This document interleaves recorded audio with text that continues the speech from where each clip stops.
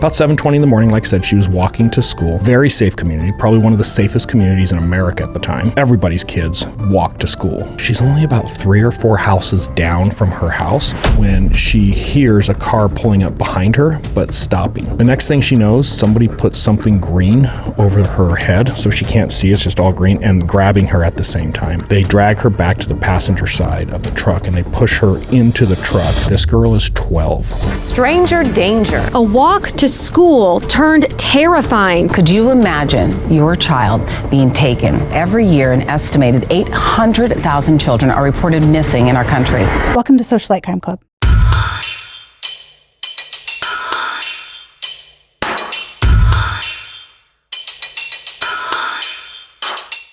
What kind of talk are we engaging socialites in today? This week we're going to pull back the layers of salacious headlines that hide the truth. It's a little thing that I like to call COPAGANDA. Yeah! I'm going to start this week by addressing a comment that I saw earlier this week about why are these two always presenting such sexual content? Was this on our page? No, it was some other page, and I don't want to even acknowledge it, but it was interesting. People were really pushing back over there about everything these guys do talks about sex. Well, yeah, a lot of crimes revolve around sex. That was part of the comment was, why are they trying to sexualize true crime? And I thought, because we're not fantasy crime? Well, and that's what I thought is, you give me 10 homicides, I'm going to show you 8 of them that were probably the result of some type of weird sexual thing. Right. That's true crime. Welcome to true crime. Like I've said before, everybody wants to do true crime till it's time to talk about true crime. Yeah, and we cover a lot of violent crime because that's just kind of what our specialty was. I did a lot of cases with violent crimes, and there are a lot of violent crimes that at the core are sexually motivated. So, Sorry, if it's not for you. Don't care. Watch somebody else's page. All right, let's start with a headline I'm going to put up on the screen here. Okay. And I know where everybody's eyes are going to just immediately go to, but follow me for a minute. Come down to the bottom left here first. Mesa firefighters win paramedics EMT prizes. Wow. Everybody loves the Everybody firefighters. Loves firefighters. Right? It just makes a good story. It's this nice, small, clean font. And then you go up to the upper right, officer lied in search and assault. Yeah. Yeah, you even have serifs in that font. Yeah, and it used half the page. Yeah, that's a lot of ink on that little headline, isn't it? This is what I like to call COPAGANDA. Yeah! This was by Jim Walsh. Okay, so we're going to get into this case where an officer lied to search in an assault. Obviously, the headline is pretty salacious there, right? You want to read, what did this terrible officer do? And essentially, here's the crutch of the matter with this case. A defense attorney who's representing a defendant in this case said, hey, there's this officer who lied in order to look inside of a house. And then he used what he saw inside of the house to write these search warrants to gather all this evidence that is basically the linchpin of this case. Okay. So, hey, Your Honor, I don't think he had a legal right to even be there in the first place, number one. Number two, he lied to look into a house to get probable cause to write a search warrant into a house. You can't do that. These officers just running around lying all the time. And this is where this hearing, it's a suppression hearing, basically to throw out the evidence in the search warrants based on this terrible cop. And just so everybody's tracking, and hey, this isn't my law. This isn't what necessarily I'm saying I'm endorsing or not endorsing. And we're going to get into this as we go through this episode. But I do want to make something very clear. Since 1969, the Supreme Court has said law enforcement can use deceptive practices within an investigation, within an interview, an interrogation. If you think you're going to walk in there with some of the people that you're talking to and you're going to get straight, honest answers without being deceptive yourself, you're living in a fantasy world. Right. Well, and if you think about undercover officers, if that's the case, then every undercover officer in the country is breaking the law by lying about who they are. In fact, there was this one time we had an undercover drug deal, had a new undercover officer playing the role of the buyer of these drugs. Super easygoing, mellow dude, never cusses, just super relaxed. And when the drug dealer told him the price, it was more than he was anticipating. He said, "Holy cow, that's expensive." Oh my gosh, this is not a real right.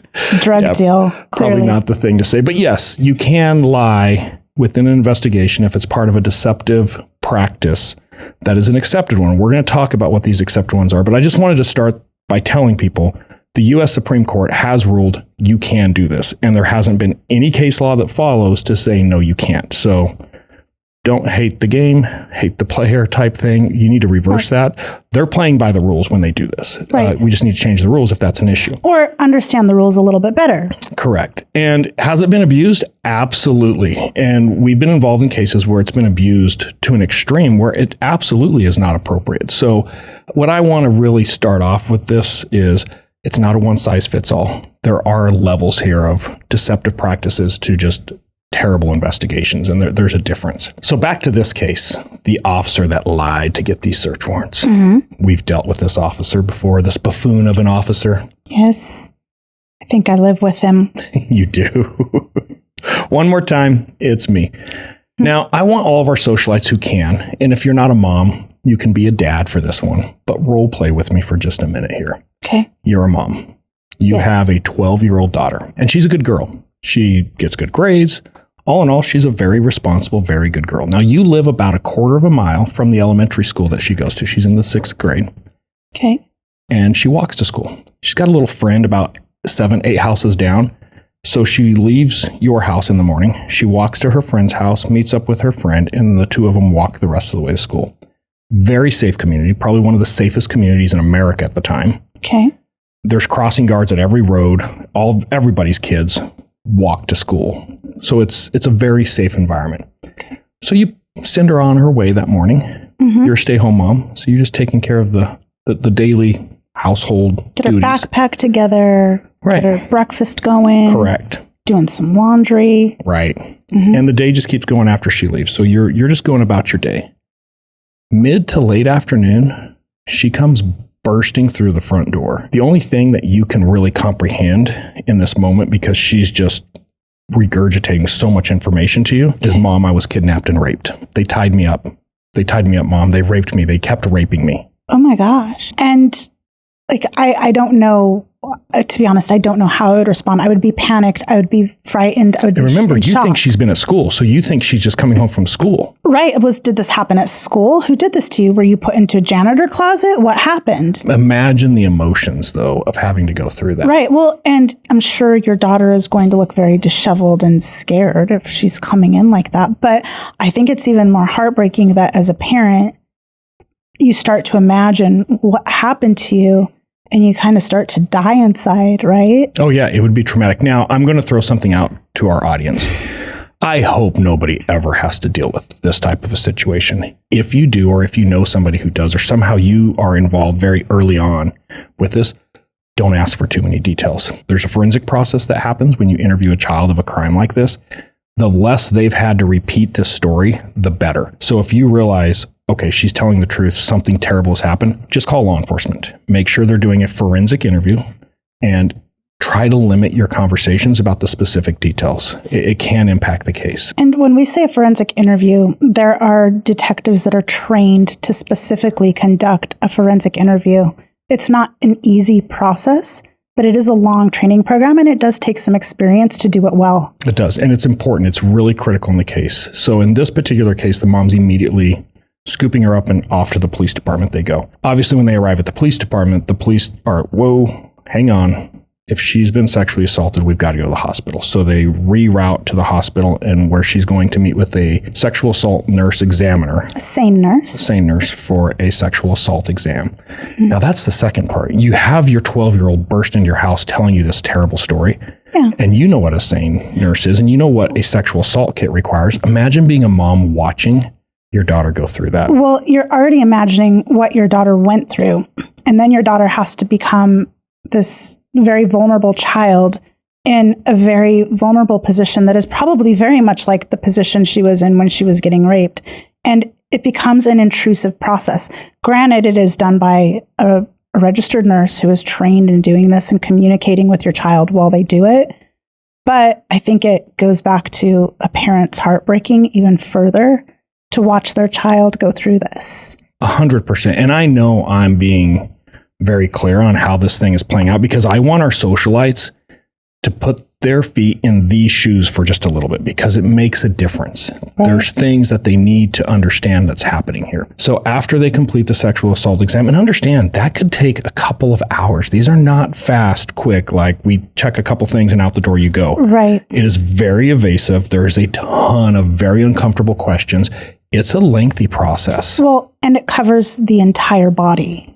It's correct. Everywhere. Just like I was saying before, where the nurse can ask certain questions and they can talk about certain things, they're not going to do a full interview either. So what's even more terrible is when your daughter finally finishes this, now it's back to the police department where she has to sit down with the detective and try to go through every painstaking detail. And as a parent, you kind of want to just take them in your arms and cuddle them and put them in their PJs and make sure that they're just safe at home, but they're not. And it is tough because as soon as you leave the same nurse, you're not in the same clothes that you went in. You're in potentially a pair of clothes that maybe you thought to bring with you, or a change of clothes that the same nurse gave because they keep the child's clothes as evidence. Right. So now you're back on your way to the police department for more interviews. You don't get to go to the comfort of home right away. Yeah. So it's tough. Very uncomfortable situation. Now, in this case, they're going to get a female detective who has been trained to do this type of interview. We're going to change her name. You'll see why here later. I'm just going to refer to her as Olive. So Olive is going to be our detective, our female detective who's handling this case. Okay. And she's going to sit down and do a very detailed interview.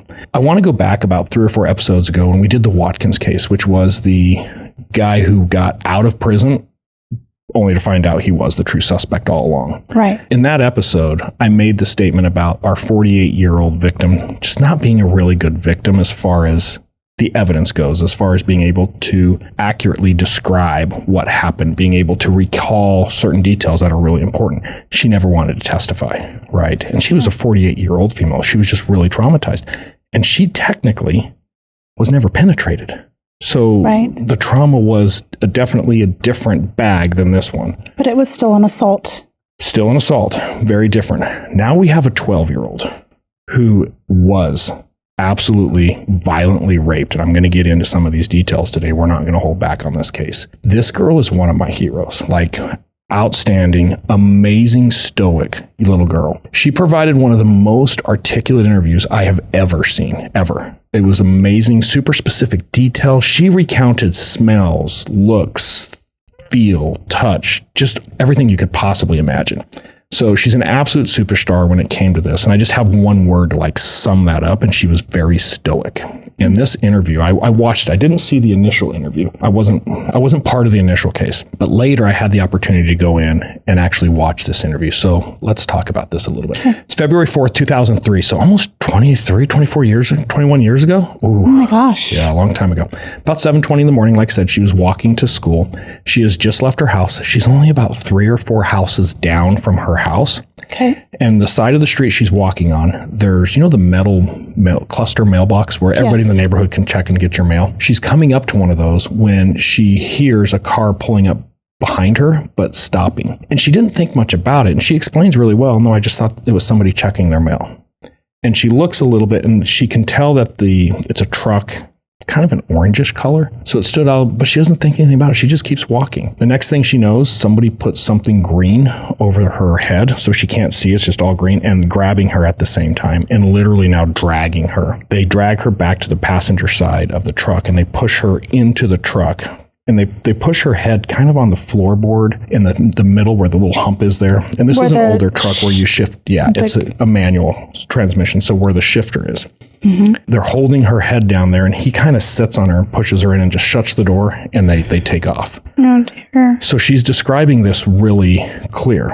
Okay. The next part of this interview, I'm going to say this multiple times. I'm sure people are going to be like, yeah, we get it. But I want to make sure you get it. This girl is 12.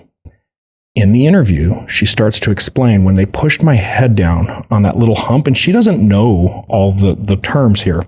So she's literally saying, the center part of the truck, that little hump, the seat on the driver's side is kind of cut out in the front, and then there's like a little notch cut out where that hump comes through, and then the passenger seat. I've got a family member who has a Ford Ranger, and I know in their truck, that little center part is cut out like that. Mm-hmm. And it's because it's got the little thing that you change the gears when you drive. And she was saying when they were changing the gears, that thing was hitting her in the head and it was kind of pushing her into that little slot. So she describes this whole thing and she's like, I think it was a Ford Ranger. Oh my she's gosh. 12. Like insane. So she's very perceptive and observant Extremely of perceptive. her world around her. Oh, we're just getting started. She sees the truck a couple times. She can kind of see, they didn't get the green thing very far down over her. It's fabric. So she can see out of it. And she says, I'm pretty sure that it was orange, like a bright orange colored truck. And at one point, she's going to be able to see kind of out the back, the way she's positioned and laying there. And she said there was a white sticker on the back window. And she said it looked like a fish, like a piranha. There's some type of a brand. I think it was a clothing brand back then. It had the piranha logo. Yeah, and she's like, it had the piranha little logo, but it was a white logo on the window. And this is great stuff for law enforcement. Yeah. This is all very good details that we can immediately follow up on. The next thing, well, how long were you in the truck? And she says, about 5 minutes. And I was really trying to pay attention to, they turned left, they turned right. As soon as this girl gets in this position, the first thing she starts thinking is, try to remember left, right, right, left, left, left, right. And there's a couple things that she starts talking about. This community, where you start to go out of the community, there's a couple big crosswalks on the major roads. They're cobblestone. And she actually starts articulating, I was waiting to see when we went to the cobblestone because I knew I could hear it on the tires, the different noise. And the feel of the car rolling over the cobblestones. So she said, I know by the way we exited and the left, right, left, or left, right, right, that we went south. We went towards my school. And she's like, so then the next thing I started thinking of is I knew there was railroad tracks not too far south. So I really started paying attention to see when we would cross the railroad tracks because that would help me determine where we went once we got out of the neighborhood. She's like, but we never crossed the railroad tracks and we should have. So I think they were driving in circles for a little bit to throw me off. What a smart little girl. Oh, she is killing it in this interview room. Oh my gosh. Okay. So we get, okay, well, what happens next? When we get to the house, they pull me out of the truck and she's like, it was really weird. The driveway was gravel. It wasn't like a concrete. And this is in Gilbert, Arizona. So 90% of the community has concrete driveways. Yeah. And I understand certain people around the country are like, yeah, we have a lot of gravel driveways. Not in Gilbert. They're all concrete driveways. It's a huge bedroom community that's all track homes for the main part. Yeah. And it's funny listening to her describe it because it kind of threw her off a little bit. She's like, yeah, the driveway was gravel. Okay. When they get her out, she's walking on gravel. They open a little gate and she explains, she's like, it's a really little gate. It's not a big gate. Like they had to bend down to open it. It was just kind of a weird gate. And they walked to the front of this house. Was she able to see through whatever they had over her She head? could only see down. She couldn't see ahead, but she can see down. Okay. Because it's hanging, and it ends up being a t-shirt. They just put a t-shirt over her head. So when she's walking certain ways, like it comes out away from her face. So she's getting a decent view of what's down around her feet. Okay. And they walk her to this little path from the gate to the front of the house. And she said it was also really weird. The front door was a sliding glass door. It wasn't a normal front door. And then it had the blinds, but instead of being the blinds that most people are aware of, it's the ones that just hang there. And they didn't have them open. So when we walked through that door, I can remember the blinds kind of hitting us. And So they were vertical blinds. Right. Kind of interesting. But she details. couldn't articulate what a vertical blind was. She's 12-year-old. She doesn't know what a vertical blinds are, but she knew it was blinds and she knew that they were hanging and she had to kind of walk through them to get into the house. Okay. And then she's like, the house was almost like it was under construction because it was a concrete floor. And to my left, there was a wall, but it was missing the wall. It was like a unfinished wall. Okay. She's like, there's just a bunch of boards there. And we weren't sure during the interview, but eventually she's describing studs. The wall was missing the drywall. It was missing the drywall. It's just exposed studs, but still very detailed description. Right. As they started walking into the house, there was carpet about halfway in. She said, but it's not normal carpet. It's like the carpet that's at school. So it's commercial carpet. Mm-hmm. And she starts explaining this gray commercial carpet. One of the things she describes really well is a BMX style bicycle that was upside down. that they walked by, but she like had the positioning, how many steps in the house before she saw it in the exact position it was in. She saw a stereo, and then she's going to hear the stereo throughout the day. So she knew it had a stereo. So just all kinds of these really crazy, very detailed explanations. And then she was explaining they walked straight in, they didn't turn, they walked almost the length of the room. And then when they got to the end of that room, there was a door on the left that went into a bedroom. And she said they took me into that bedroom. Oh. But again, very detailed. Spare some details here. We're going to jump a couple things. But they end up, she explains they took her clothes off. They tie her to the bed. And when I say tie her, they're going to tie each wrist, each ankle to the bedpost with wire. And she wasn't sure what type of wire it was, but she knew it was like a rubber insulated wire. It's going to be speaker wire, so I'll save everybody that piece. But she's describing speaker wire without realizing what speaker wire is, but she knew it was wire. The detail I'm going to leave out, this 12-year-old girl is going to be repeatedly raped throughout that morning into the afternoon by 2 men. Okay. And that's the piece that we'll skip past there, but it's terrible. Like, this girl is going to undergo just this absolute horrific afternoon, if you will. Eventually, they're going to untie her. They put the shirt's been over her head the whole time, so they keep the shirt over her head, put her back in the truck. She can tell this time they're intentionally driving around in circles because none of the turns are making sense. And then eventually they stop. They just kind of push her out of the car with the shirt still on her head, and they take off. They told her, I can't remember what they told her to count to, but there was something about you count to 100 or something before you take the shirt off. And they push her out, and they take off, and she takes her shirt off, and she's in this little alleyway. She's kind of confused. She doesn't know exactly where she's at, but by the time she walks out of the alleyway to one of the main roads right there, she immediately recognizes, this is my neighborhood. They dropped her off back in her neighborhood. So she gets her bearings very quickly and realizes my house is just down the street, and that's when she runs home. Oh my gosh. To her mom. How scary. Yeah, she's going to describe both suspects as much as she can. Obviously male. They didn't smell good. They're white. One of them was very tall and skinny. And she's like, he was just really tall and skinny, but like really, really skinny. Okay. I remember her repeating over and over how skinny he was. The other one was short and kind of built, a little bit stockier. The shorter one, she didn't think he had hair.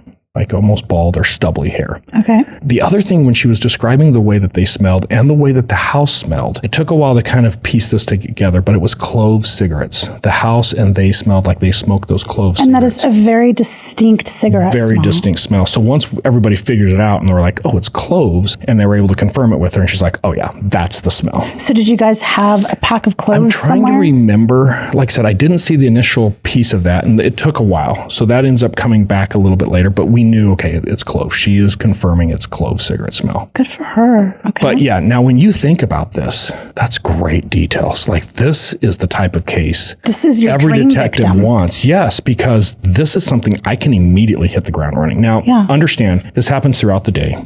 We have the sexual assault exam. Then we go to the interview. This drags on for a long time. It's mid to late evening at this point. So they're wrapping the case up, and the detective comes out, Olive, and she states, I don't think she's telling the truth. Who did she tell that to? Everybody. Who's everybody? All the cops that would listen. Was there anybody watching this interview while she did it? Yes. Oh my gosh. She believes this girl is way too stoic. She's unemotional. The details she's providing are far too detailed for her to experience that. Like the normal rape victim, there's no way you would be able to recount these details, especially if you were 12. The theory at this point is that she probably just ditched school and then made this story up so she doesn't get in trouble. But why would you think that? You are there to help this child, first of all. But second, as a parent, I'm putting myself back in the mom's shoes. Well, obviously the mom doesn't know that this is how the detective feels. Right. But as the parent, in my head, I'm thinking they're interviewing my child, and then they're going to go do everything that they need to do to verify what my daughter is telling them. Right. And again, I'm not involved in this case at this point. I'm working other details. I don't know anything about this, but the next morning. So you weren't standing around watching the interview? No, not at this point. The next morning I come in and I'm sitting at my desk, and Olive sits in the desk next to me. So we have kind of cubicles across the way, if you will. Sure. And she's on the phone, and I hear her telling the story to 2 or 3 different people that morning that she's talking to on the phone, that I don't know. It's just her details are too detailed, and she doesn't cry. She just sat there very stoic and just told this whole story. I think she was ditching. I'm going to interview some of her friends. I'm going to get some of her background, making sure that she made all of her classes. They're going to confirm all that. And that's kind of the approach of the day. Why not actually go out and try to validate the things that she was saying? Why not try to go find where these people might live, because she gave very specific details. Yeah, and I've got a good buddy who sits in a kind of a cubicle cross section, and he and I did a lot of our investigative training together, so we've been to a handful of classes together. He's just a good, fun guy to hang out with. And he comes over to my cubicle and he's like, "Are you hearing this shit?" I'm like, "Yeah, what? Fill me in, dude. I don't know anything about what's going on." He's like, "Well, come here." And he actually had the videotape of the interview. So we sat down together and we watched it. When you say the videotape, it's a VHS, baby. We cranked up the old VCR and stuck it in. Oh my gosh, you're dating yourself. Well, I just dated you. You probably weren't going to say that, were you? No, but anyway, the tape, the videotape, the VHS tape. So we sat down and we watch it. And this is the first time I'm actually watching this interview and I'm understanding this girl's amazing. Like, she immediately is like top 3 heroes of all time right there. This girl, if she went through that and this is how she can respond, this girl's going to have a very successful life because there's nothing she can't handle, right? Right. She just flipped that switch. And as screwed up as it was, you actually get really proud. Like, as a parent, I'm like, God, I hope that if my kids ever had to endure anything like this, I hope this is how they would handle it, because this is amazing. Right. But I remember just being so mad, and I end up going back to my desk. I'm trying to work on other cases, and I hear Olive talking in the background to other people about this little girl lying, and it's just driving me insane. Okay. Now, in law enforcement, the majority of law enforcement, it's not a good thing to insert yourself into somebody else's case unless you're asked. Right. Now, you can offer to help and you can be asked to help, but it's not cool to throw a couple elbows and get into a case. Take over somebody else's project at work. It's their lane. You stay in your lane. Yeah, and I will be the first to admit I had a terrible habit of doing this. I knew I did. Yeah, you still kind of end up on everybody else's cases. It's funny you're saying that. Yes, I have a terrible habit of, once I see nonsense, it's really hard for me to just ignore it. I want to insert myself. The problem we have here is she's married to somebody else that works at our police department, who at the time was the sergeant of the internal affairs unit. Oh. He was a very, very powerful individual within the police department on an administrative level. I don't know that he could have investigated his way out of a paper bag. Or across the street. But as far as a leader within the police department that had an amazing amount of influence on what your career could be, he was the guy. Okay. So I'm a little bit hesitant too. I've got to probably be nice to Olive if I want to continue to work at this police department. So long story short, like, I didn't want to make enemies out of this. It wasn't my intention. Never is. Never is. Yeah, but long story short, I had a really good sergeant at the time. So I went into his office, I shut the door, and I basically begged him, let me work on this case. Please let me work on this case. And I had done some research really quick based on the interview, and I kind of had a search area that I wanted to go look at. And the way I sold it to him is, hey, tomorrow's trash day. She's missing her backpack. If the suspect's throwing a trash can, we need to get ahead of this. We need to do it before trash day. Mm-hmm. Because Olive clearly isn't in the headspace to do that. Right. I eventually convince him to let me go drive around the neighborhood. And that's kind of how I framed it. Hey, I'll just drive around. What will it hurt? Let me go drive around. I'll see what I can find. I know what happens when you start driving around looking for something. So he told me, all right, listen, you can go drive around. Do not take any enforcement action. Do not insert yourself into this case. If you find something, you call me. Mm-hmm. And I'm like, well, yeah, I will. And thank you. But you also have to realize this is so clear cut. I'll probably be calling you in about 20 minutes. Yeah. And he's like, whatever, get out of my office. So off I went. So from the time it took for you to listen to Olive, see the interview on the VHS player, and then do some research to figure out a search area, to asking your sergeant, how long do you think that Maybe was? 2.5 hours, 3 at the most. And the interview was well over an hour. So I'm going to say probably 2.5 hours max. It didn't take long. And this was the next day after This is the next day. So I have a map here that I'm going to put up on the screen for everybody. And obviously the red dot represents the neighborhood where our victim was taken from. Okay. Now, what I'm going to do here is I'm going to start shading out some areas based on the interview. Number one, this girl was very clear. She felt she went south. I'm going to give her the benefit of the doubt and say, okay, let's start on the south. So boom, we just got a huge chunk. Because they didn't cross the railroad tracks. Yeah. Well, that's the second piece. They didn't cross the railroad tracks. So there goes the other half, right? Yeah. Now, the other thing, gravel driveway. So with what's left, I can eliminate everything but that, because that's the only other county island within a 5-minute range of there. I think we should probably explain to socialites what a county island is. So within the city of Gilbert, there's these unincorporated areas that still belong to the county. They're still zoned county. And because of that, they're not subject to the regular city ordinances. Or HOAs. Well, they can have HOAs still, but not the city ordinances. So I see. Very common to have dirt roads, dirt driveways, acre to 2 acre, 3 acre parcels. You can put your horses, cows, and chickens on the property. It's it's like a county. It's like a farm area. Kind of, but it's in the city. So we call them county islands because just like what you see on the screen here, you end up with these little islands that are unincorporated areas. And they're a very small percentage of the community. In this area specifically. And that's why I was telling my sergeant, just give me an hour. I don't think it'll take an hour, but let me see what I can find. So I'm driving around and I start on the left side of the screen that you see here. And probably within 5 minutes, I pass this house, and there's 2 houses actually on this acre lot. And the house that sits towards the back of this acre lot, I could see from the road, it had a glass sliding door as the entrance to the house. That she described. Yeah, I could still see the blinds from the road. Right next to the house in the driveway, orange Ford Ranger.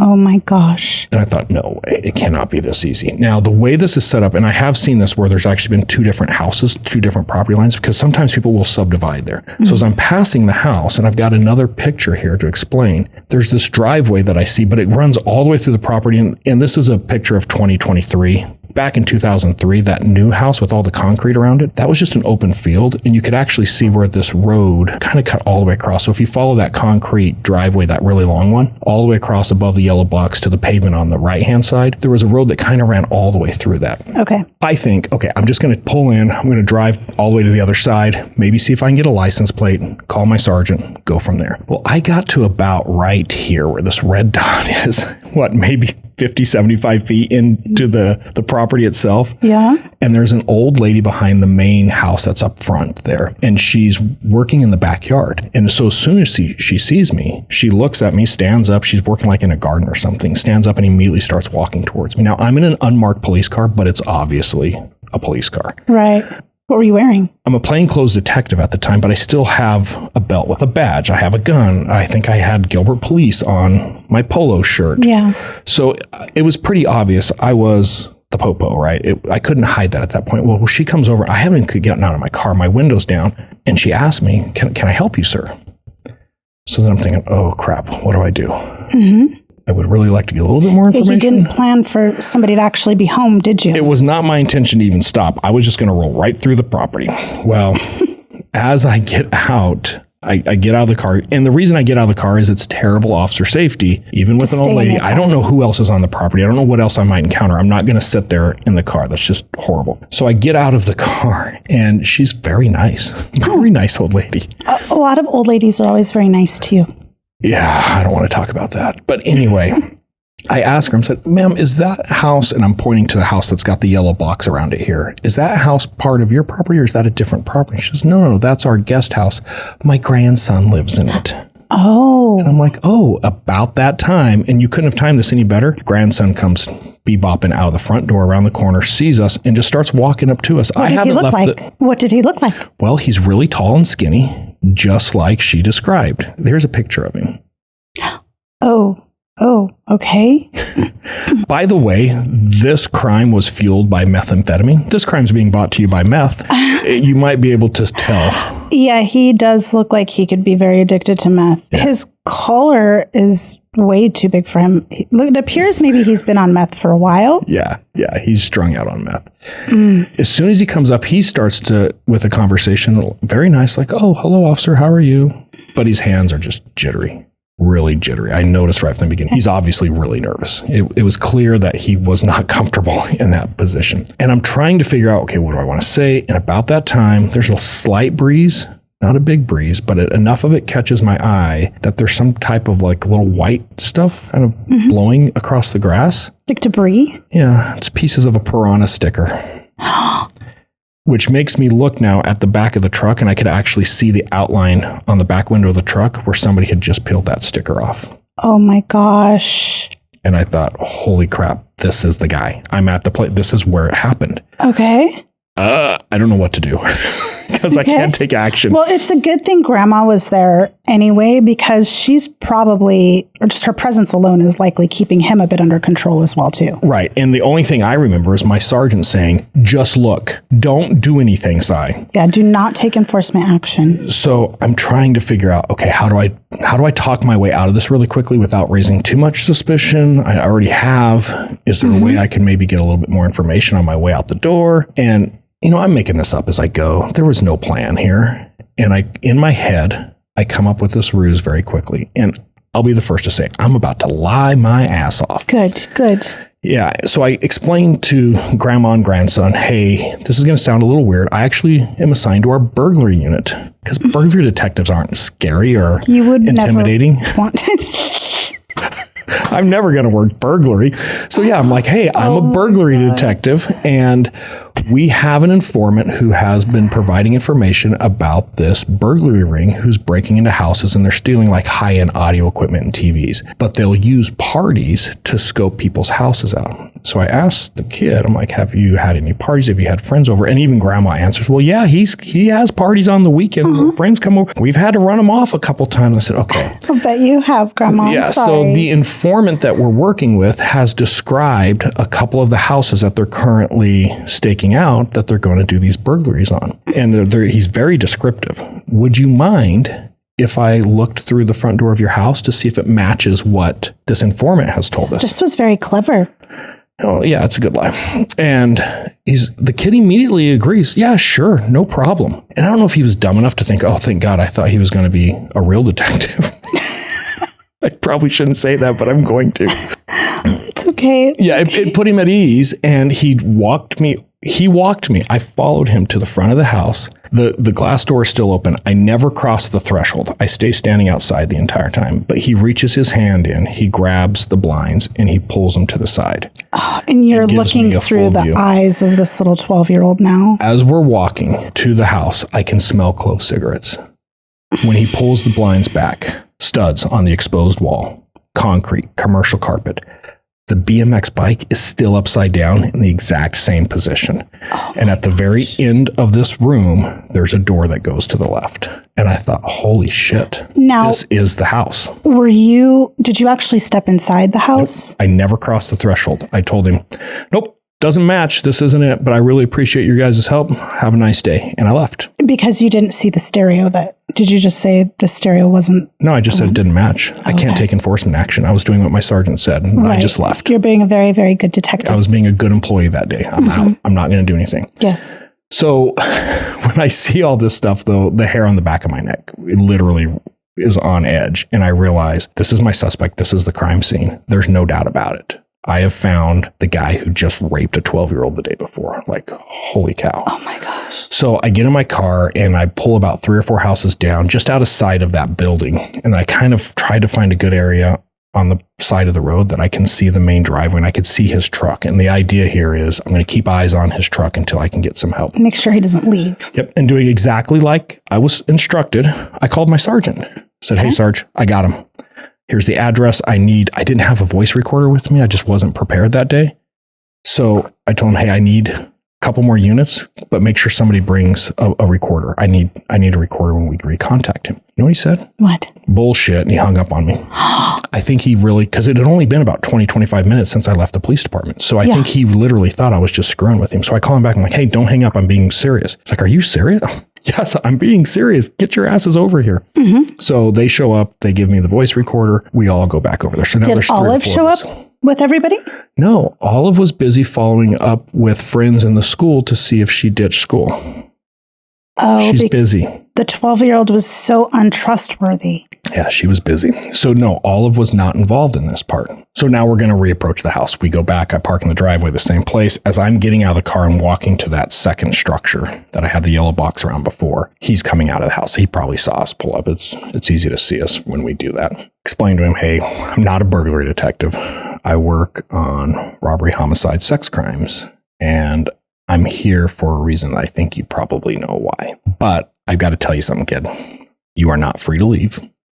I am going to be placing you under arrest. I'm letting you know that right now.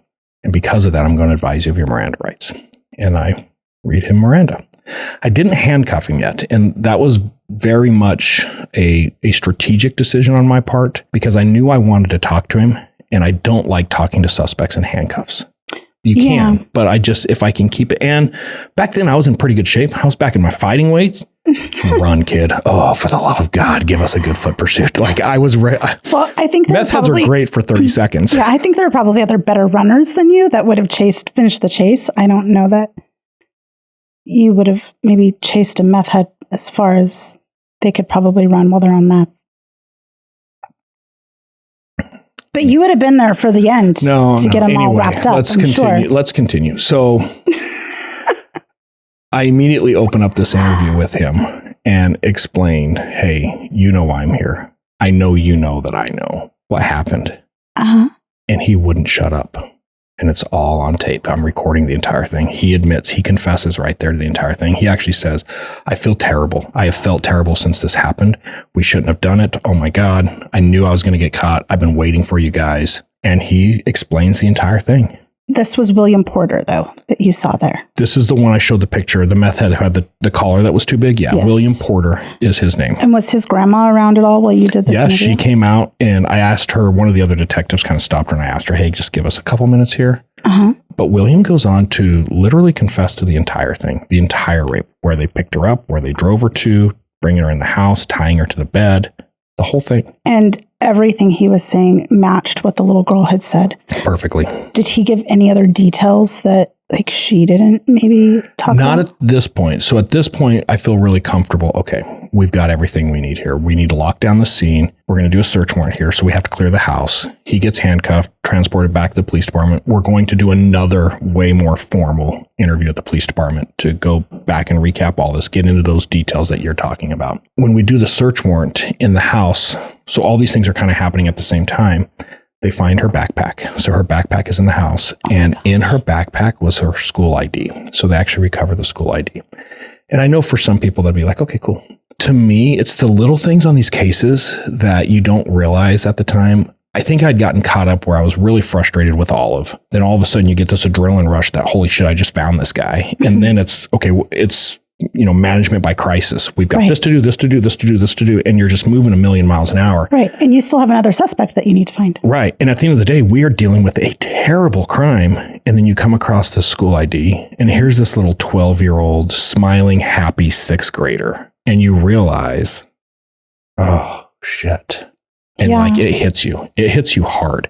And I had daughters that age at that time. So that's where I'm like, oh, this is terrible. When we go in the house too, the speaker wire is still tied to the bedpost. They didn't even take the speaker wire off. Oh my God. Which, it's great evidence. It makes a great picture that we could show to a jury one day. But it's those little things that on a case like this that just start to they just eat away at you. It does. It was terrible. Now, what's going to be really cool here is when we start to talk to William Porter. He admits everything. He admits they've been on a 3-day meth binge. He identifies his co-conspirator, his co-defendant, if you will, as Albert Farnsworth. And this is a picture of Albert here. Now, we don't have Albert in custody. We just found out who he is. We don't have a lot of information on him. And the idea at this point is I tell him, hey, William, why don't you call Albert? And let's come up with a ruse that you're freaking out. You're really nervous because you are. Just play the natural role you've got right now. And you have her backpack in this ID and you need to get rid of it. But you're done. You're going to give it to him and he can go do whatever he wants with it. So, and obviously we're going to record this conversation. So, This kid looks mean. yeah, He just looks scary. I'll get into his history here in just a minute. Yeah, that's a good read on your part. But William makes the phone call. So we have a recorded call between William and Albert, and they talk about kidnapping her. They talk about the rape. They talk about having the backpack and dropping the backpack off to Albert. So they agree to meet in a parking lot. Now you're saying he looked mean. He has a pretty good history, been dabbling in drugs for years. I think since the age of 14. He was adopted. Sounds like he had a pretty rough childhood before his adoption. He was adopted pretty young, but like when he was 3 to 6, he kind of went through some stuff with his family. But one of the last traffic stops that he was involved with, when the officer came up to the car, he had a rifle on his lap, a loaded rifle ready to go, literally sitting on his lap. Was that in Gilbert? Or was Yeah, it was a Gilbert traffic stop. So when we see this type of stuff, it changes the entire operation. So this meeting between him and William's never going to be there. We took William's truck, we parked it in the back of a parking lot, and we actually have 2 cops sitting in it. And by the time he pulls in the parking lot, sees the truck, it's going to be too late because we have cops everywhere. But this is a SWAT operation. Now we have a full SWAT team who's going to do this takedown. Right. And I will admit, I was on our SWAT team at that point. It was enjoyable. These are the type of people you want. The to violent handle. offenders. Yes. And it is enjoyable to be part of an operation like that to where, all right, this guy's going to show up and this guy deserves to go to jail. Yeah, because you know what a horrible person they are at that point. He immediately caves. There is no fight. There is no wiggle room. He complies, and there was an overwhelming show of force on our part. And what I think a lot of people miss is people who might decide to fight from time to time and put a situation in play where people can get hurt. When you overwhelm them with force very, very quickly and just barrage them, they can't process what's happening. And in that moment, you can control the situation. So sometimes it is much safer to have this overwhelming show of support. And in this case, 100%, he just immediately down on the ground caved. There was no fight in him. I think you should maybe clarify a little bit what show of force means. It doesn't mean you're beating him up right away. No, we never touched him, but there was probably 20 full SWAT gear, automatic weapons pointed at him in a matter of 30 seconds once he came into that parking lot with completely surrounded. There was no place to go. There was a dog, so we had a K9 ready to go as well. We had less lethal. And when I say we have SWAT less lethal, it's the 40 millimeter round. It hurts. It's not a little taser. I would take the taser any day, and I have. So I'm speaking from experience over this 40 millimeter less lethal. Right. So he immediately gives up. He cowers, gets on the ground. He gets arrested. He's handled very nicely. We take him to the police department. Obviously, we're going to read him his Miranda. He immediately confesses as well. Explains the entire thing. They're on this 3-day meth binge. They went to the strip club earlier in the evening. They were hoping to hook up with a stripper. But that didn't strippers wouldn't even hook up with these two. No, that didn't play out for them. So they got back home. It's early morning. They realize kids are going to be walking to school. They're an easy target. And they were intentionally driving through the neighborhood, targeting a young female. They passed her. And she didn't even realize that they had passed her. So they saw her before they turned around and pulled up behind her. And Albert Farnsworth, it'll stick to me to this day, in his interview, he's really cocky. He's very comfortable in the interview room. He just didn't care. Sure. And he says, yeah, we saw her. We decided she was the one. So we turned around and snatched the bitch. Like just cold and as callous as can be. Did you want to punch him in the face? No, I'm not that type of person. I would have wanted to. No, I wrote it down very meticulously and made sure to note the time on the recording so that when we go into the courtroom, the judge can hear that or the jury can hear that. Yeah. Now, I'm right in the middle of this interview and things are going good and I'm super excited. I've got 2 confessions. All the evidence is lining up. This case is getting really, really strong, really, really quick. And there's a knock on the door, the interview room door. So I turn around and look. It's my sergeant. He's a cool dude, so not a problem. And, hey, I'll be right back. I go outside, pulls me out in the hallway. He's like, hey, I need you to stop this interview. Why would I stop this interview? This is Olive's case. You didn't even ask if you could interview her suspect. I'm like, well, that's because I found her suspect and I arrested her suspect. I transported her suspect back here. And now I'm interviewing her. Because you did all the work to get her suspect. And he's like, yeah, that's not how it works. And you don't want to piss off Olive or her husband. So I'm going to ask you to stop this interview and allow Olive to finish this investigation. And at that point, I had to turn everything over. Okay, here you go. I will tell you, my involvement on this case, everything I just described to you, impacted my career for the next 10 years. Yeah, I made an enemy that day. Speak with her husband. Yeah, and I paid for it repeatedly throughout my career. And it's weird, the things that you would never think would be a problem within a police department. And, I saw another comment where people were making fun of you and I, saying one of the biggest issues in law enforcement is ego. Yeah. That wasn't said because it's something I dreamt up one night. It's said after 30 years of experience and seeing it firsthand. Yeah. So let's talk about the court case. It is still a super strong court case. I'm out of it from this point. I don't know what happens for several months. And what I do know is that everything started coming together. There was DNA recovered from the victim during the sexual assault exam that matched both suspects. So we have DNA, we have confessions, we have the confrontation call, the phone call between the two of them. The evidence that the girl described matched perfectly the house. We've got just everything in this case. There's no holes. It's all coming together beautifully. Yeah, it is a really tight case. Thank you, Detective Ray. Yeah, you're welcome, Olive. Farnsworth's attorney decides, hey, the linchpin of all of this is the search warrant. If I can attack the search warrant and suppress the search warrant, there's not going to be any physical evidence to prove this. And then all they have is the confessions. So there's a motion that's going to be filed to suppress the search warrant. Well, how do you suppress the search warrant? That's the only hope of not going to prison in this. Based on the idea that you lied. Based on the idea that I lied. And that was the entire thing. And, we felt really good about this because we thought we were going to get a plea deal. And we would push for a plea deal in this situation because the last thing I want is this poor 12-year-old to have to go testify. And if we go to court, she's going to have to testify. Mm-hmm. So if we can put together a really strong case and give them a really good plea deal where, hey, you're not going to go to prison the rest of your life, but you're going to do a healthy time, everybody wins. In this particular case, all of this is now hinged on this hearing. So I go to the hearing and I'm thinking, this is a stupid hearing. Law enforcement can lie in situations like this. There's clear case law. Sure. So I have to go to this hearing and I have to testify on the stand that I lied. This is another thing that's going to haunt me the rest of my career. Is I have testimony now where this defense attorney asked me, Detective Ray, did you intentionally lie? Yes, I did. Do you know how many times I've had to read that transcript in front of a jury? Because other defense attorneys will say, hey, I just want you have testified in court before that you've lied, correct? Yes or no? And they won't let you explain. Yeah. And then you're like, come on. It's COPAGANDA. COPAGANDA, yeah! The judge wasn't having it because he's a smart guy. And he's like, yeah, hey, defense, good try, but guess what? Cops can lie. Try again. So we win the hearing and both suspects are going to now take this 30-year plea deal. It's success. She doesn't have to testify. It's a great case, 30 years for both of them. All in all, everything comes together really well. The next day, bam, there's that article again.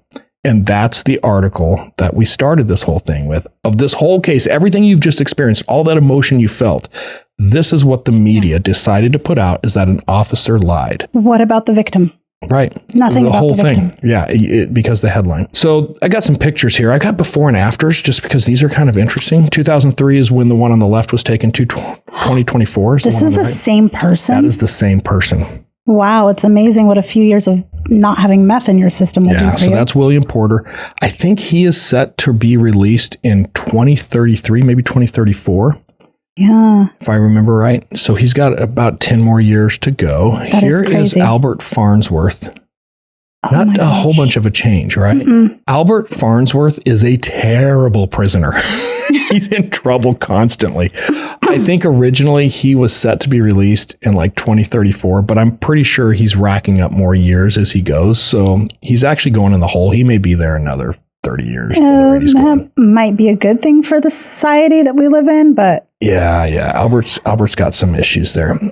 He does look a little bit healthier than he did. He looks a lot healthier. It's crazy when he's got a lot of possession of narcotics charges in prisons too. So he's still very active in the drug scene, even in prison. I want to pivot for just a minute because when I was researching to put everything together for this episode, I ran across this and I was thinking, this episode's going to be long enough. I don't want to put this in there. And then the more we were talking about it, you felt pretty strong about putting it in? I felt strongly that we should probably mention these things because, this individual, I don't know if you're going to mention the others that we talked about, but elections do have consequences. And we talked about Judge Villaseñor. And I think that the majority of our socialites out there and beyond our socialites could actually get behind this once they begin to realize the implications of what it means to have somebody like this hold a power that they have in office.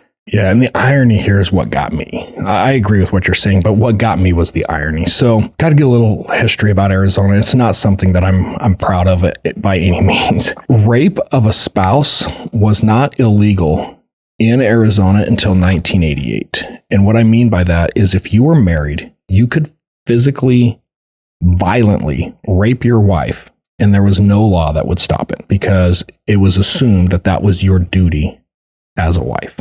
Just to have sex whenever my husband wanted. And if you weren't going to give it to me, I could take it by force, and that's perfectly fine. Okay. In 1988, they finally said, all right, fine. You can't rape your wives anymore. But if you do, we're not going to come after you like a normal rape. We're going to make spousal rape a class 6 felony. It's the lowest felony you can get. Right. Which means in Arizona, even going into the 2000s, 2003, around the time of this case, if you raped your spouse and you got convicted of it, you're probably going to get probation. Probation. Yeah, you can still go home, but you're on probation. Yeah, exactly. And there's been a lot of different bills that have been brought forward, legislative actions to change this. And one of them was from a victim who was repeatedly raped by her husband, convicted, tons of evidence, and he got probation. And in 2004, right around the time of this case, she came out and was like, hey, this is nonsense. Why are we allowing this to happen? So she got a decent movement going, and she actually got a bill out onto the Senate floor to make spousal rape actual rape, which is a good thing. I support this. Right. It was killed. And it was killed by Albert's uncle, who is Eddie Farnsworth. He is the majority leader for the Arizona Senate. And it's his uncle? It's his uncle. This is crazy. And he is one of the biggest proponents of killing the spousal rape statute. I suppose the apple doesn't fall far from the tree, does it? And he has come out and actually has made statements that it's kind of a wife's duty. Oh my gosh. So not only did he kill her opportunity to make spousal rape a higher class felony, he killed spousal rape being a crime altogether. I believe if he had his ways, based on statements of things that I've read, he's not even a big advocate of the spousal rape statute. Oh my That's gosh. your duty as your wife. And give me more information about this man. Actually, give our socialites more information. I don't know what you want to know. His name is Eddie Farnsworth. He's the majority leader of the Arizona Senate. I don't know what else you want. I'm not going to give you his address or his phone number. I think you should probably get into the fact that his nephew was raised Mormon, and Eddie Farnsworth is very Mormon. Oh, there is a religious connection. I was going to get into that fact, but I was holding it because there's one other bill that he came out against that was also related to sexual abuse. And this one's even more ironic. In Arizona, if you are a victim of some type of sexual abuse as a child, you have until you turn 20. On your 20th birthday is the cutoff. You can file a civil suit against your abuser up until the age of 20. After you turn 20, no matter how bad the abuse was, no matter who did the abuse, no matter how much it was condoned in a particular religion, you cannot file a civil suit in Arizona because now you're over 20. That is crazy. It is crazy. So there was a big push several years ago to change it from 20 to 30 to actually allow these sexual abuse victims to grow up before they have to make these type of decisions. Because they've probably been abused up until the age of 16, 17, 18. Correct. The biggest proponent in the Arizona Senate for that bill was Eddie Farnsworth, whose nephew is currently in prison for raping a 12-year-old, who would need to make the decision when she turned 20 whether she was going to try to hold him civilly accountable or not. Oh my gosh. And while I believe that maybe this could be fueled because of that, that's not his driving interest. The driving interest is everybody knows sexual abuse in churches, and it's not just the Mormon church, the Catholic church is prolific as well. That's what is really driving these decisions, is it puts the churches at tremendous risk. Right. Well, I think he has a couple of Mormon peers who also support these bills. I think what really gets me the most with this, though, is that I don't think people realize how much power and control these men have over the entirety of the state when it comes to making these rules and laws. Yeah, and it's funny. We've actually talked about one of these peers in a prior episode in Shooting Gone South. Yes.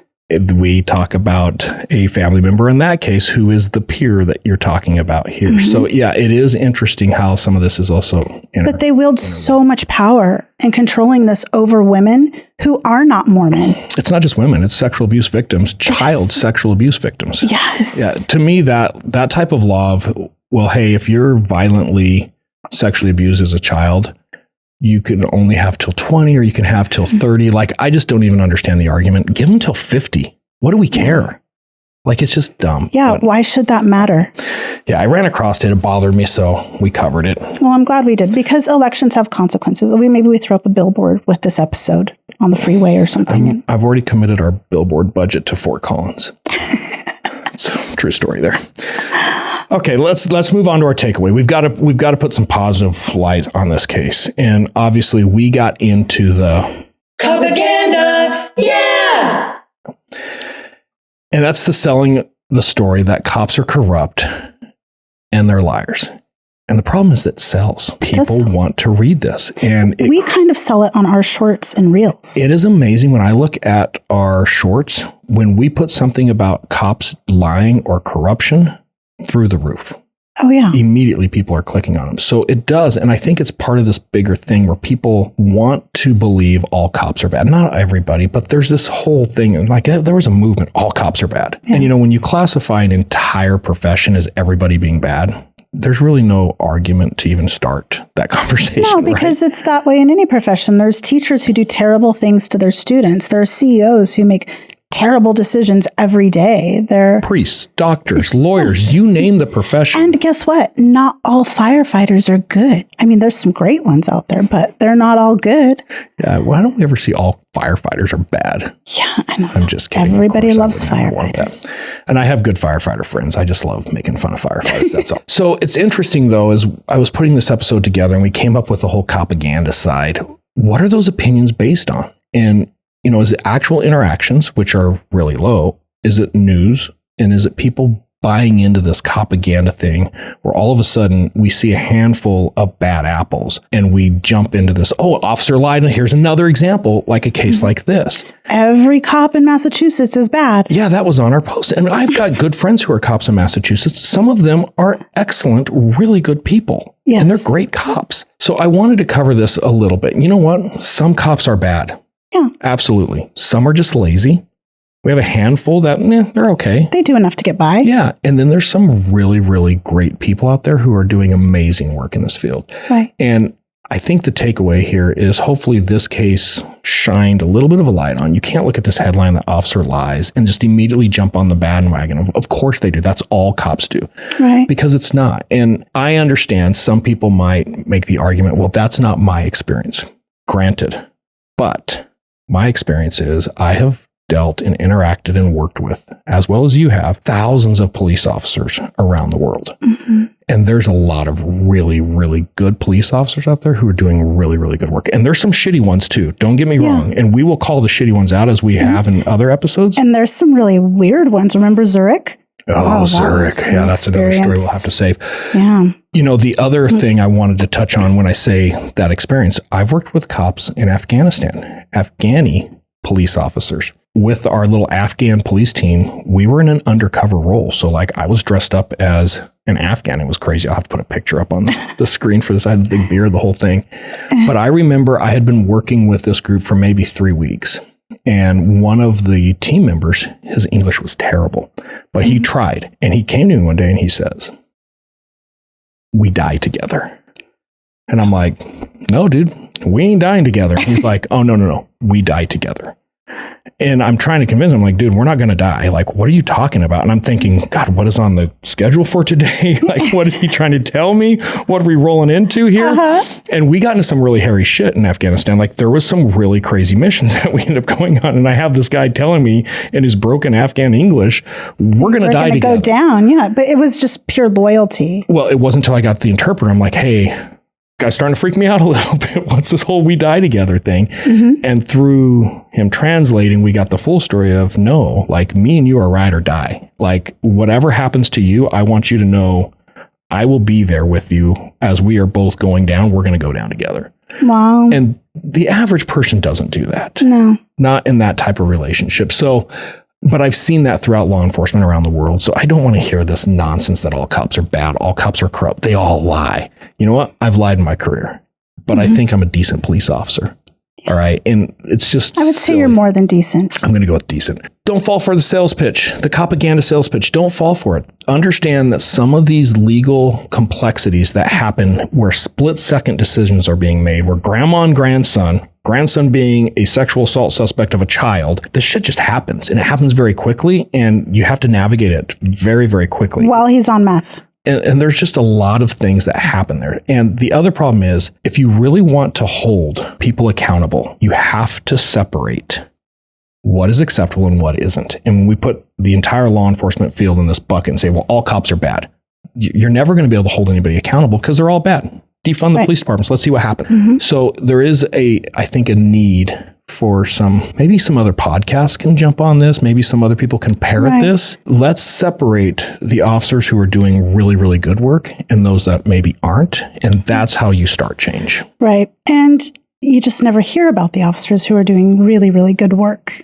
Right. It's not headline worthy. Right. No, you only hear in this case where the entire case gets solved. But the only thing you heard about the officer who solved the case, he lied. You also don't get to hear about politics that are impacting these decisions that impact victims down the road. Your family members, your daughters, your children, right? So, correct. So the takeaway is don't allow yourself to get hijacked by COPAGANDA, yeah! Terrible. Thanks for joining us this week, socialites. Have a safe week. COPAGANDA, yeah! Carol's just come back from a run. So when she goes on a run, she goes out her back gate. She runs on these little trails behind her house. Then she comes back. As she comes back in her house, she calls her mother, who's 80 years old, and she's on the phone having a conversation with her mom when all of a sudden her mom hears, "Oh no," and the phone goes dead.